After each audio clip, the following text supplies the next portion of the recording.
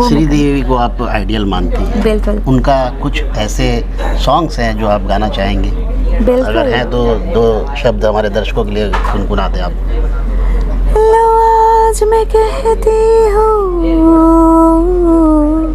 I love you, I love you। जिन सारे आर्टिस्टों ने compromise किया है लेकिन उनको उसके बाद भी काम नहीं मिला है, वो बुलंदी नहीं मिली है, नहीं मिली है, वो मकाम नहीं मिला है, तो उनको यूज़ किया गया है। तो मैं अपने आप को कभी यूज्ड होने देना नहीं चाहती थी। मैं चाहती थी कि मेरे अंदर। आज हमारे साथ मौजूद हैं पायल सरकार, और आपको बता दूं कि ये फिल्म इंडस्ट्री में तकरीबन 2012 से जो है अदाकारी कर रही हैं। और आपको बताते चलूँ कि ये जो है 2010 से मॉडलिंग शुरुआत की अपनी, और जर्नी 2012 से फिल्म इंडस्ट्री में आई। फिल्म इंडस्ट्री के बता दूं कि ये सीरियल में काफ़ी सीरियल में काम कर चुकी है। आइए उनसे रूबरू होते हैं, उनसे बात करने की कोशिश करते हैं कि कैसा रहा उनका जर्नी। सब कुछ अनप्लान था, कुछ भी प्लान माफिक नहीं था। जैसे कि मैंने जब काम शुरू किया तो मैं 2010 से 2012 तक मॉडलिंग में मैंने करियर स्टार्ट करा बॉम्बे में। फिर कोलकाता में मुझे अपॉर्चुनिटीज़ मिला। मैं एज ए न्यूज़ एंकर मैं ट्रेनिंग कर रही थी, तो वहाँ से मुझे अपॉर्चुनिटी मिला एक्टिंग फील्ड में। तो मैंने स्टार्ट किया अपना जर्नी, और भगवान के आशीर्वाद और दर्शकों की इतनी दर्शकों ने इतना प्यार मुझे दिया है, तो सब कुछ अच्छा ही चल रहा है। आप मॉडलिंग 2010 से स्टार्ट किया आपने, 2012 में आपने अदाकारी की। पहला ब्रेक आपको कहाँ मिला?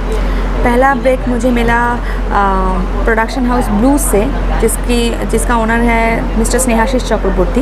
उन्होंने मुझे पहला ब्रेक दिया। ये जो लोग मुझे इंडस्ट्री में पायल सरकार नाम से जानते हैं एज एन एक्ट्रेस, ये स्नेहाशीष जी की वजह से पॉसिबल हुआ है। नहीं तो मुझे ये जो फर्स्ट ब्रेक, ये सबकी लाइफ का एक बहुत इम्पॉर्टेंट चीज़ है, जो मेरी मेरा जो डेली सोप था भालोबाशा.com, उससे मुझे मिला है।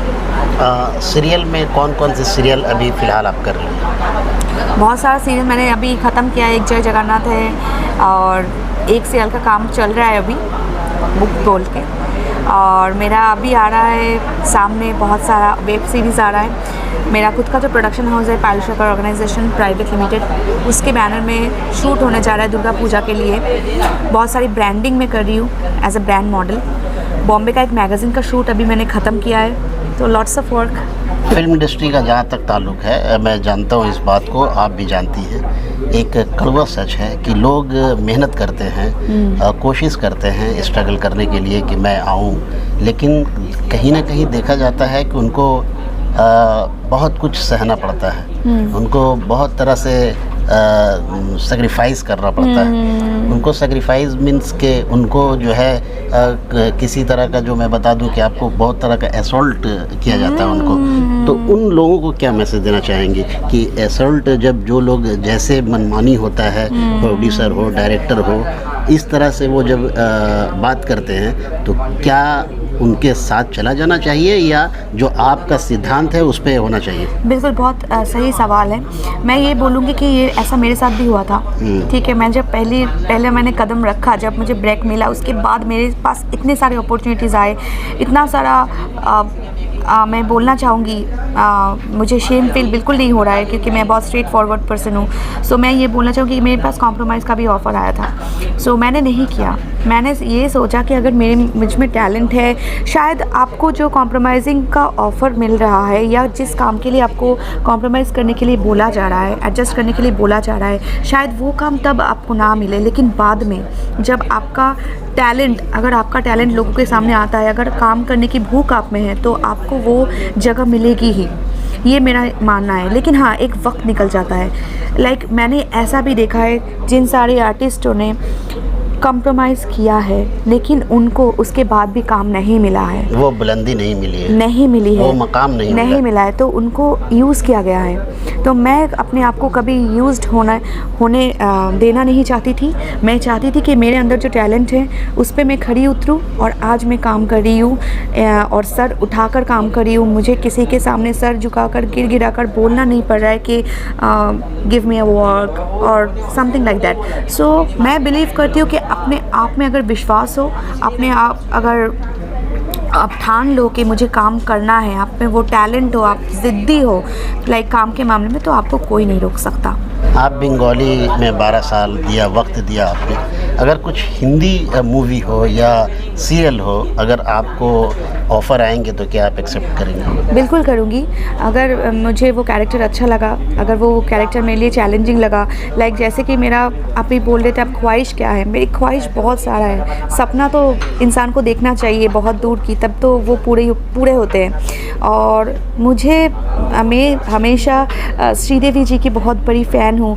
हालांकि कभी कोई उनकी जगह नहीं ले सकती, लेकिन फिर भी कोशिश करती हूँ कि उनका जो एक्टिंग करने का, काम करने का तरीका है, जो बिल्कुल जब वो काम करती है या कोई एक्सप्रेशन बोलती है, डायलॉग बोलती है, एक्सप्रेशन देती है, डायलॉग बोलती है, तब ऐसा लगता है कि वो रियल कर रहा है। लाइक नॉट ओनली रियल, ऐसा लगता है कि वही कैरेक्टर उनके लिए ही बनाया गया है। सो मैं उनकी तरह काम करना चाहती हूँ। अगर ऐसा मौका मुझे मिला, लाइक सदमा में उनका जैसे कैरेक्टर रहा है, या चालबाज में उनका जैसे कैरेक्टर रहा है डबल रोल का, या और भी बहुत सारे किरदार उन्होंने निभाए हैं, तो मैं उनके जैसे काम करना चाहूँगी। लाइक उनका जैसे रोल था, लाइक कुछ करने का अलग सा, वो श्रीदेवी को आप आइडियल मानती हैं? बिल्कुल। उनका कुछ ऐसे सॉन्ग्स हैं जो आप गाना चाहेंगे? बिल्कुल। अगर हैं तो 2 शब्द हमारे दर्शकों के लिए गुनगुनाते आप। लो आज मैं कहती हूँ